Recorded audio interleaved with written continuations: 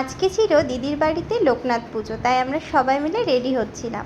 আর ready হতে হতেই কিছু ভিডিও তোমাদের সাথে শেয়ার করলাম। আর এটা ছিল আজকে আমার ফাইনাল লুক।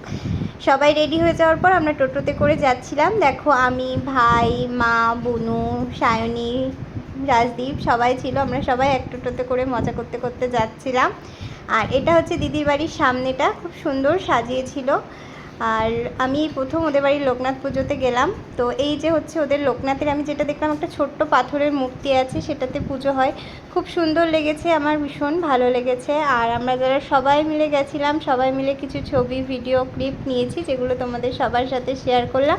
খুব মজা হয়েছে, বসে বসে গল্প করছিলাম। প্রচণ্ড গরম, গরমে ঘুরতে ঘুরতে একটু বাইরে এসে একটু ভিডিও নিয়ে নিলাম, যাতে তোমাদের সাথে শেয়ার করতে পারি। তারপরে দিদির বাড়ির পাশে একটা মন্দির ছিল, আমরা সেখানে একটু হাঁটতে হাঁটতে গেছিলাম। মন্দিরটা বন্ধই ছিল, তবুও চারপাশের কিছু ছবি আমি তোমাদের সাথে দেখিয়ে দিলাম এখানে। আর এরপর আমরা বসে পড়লাম খেতে।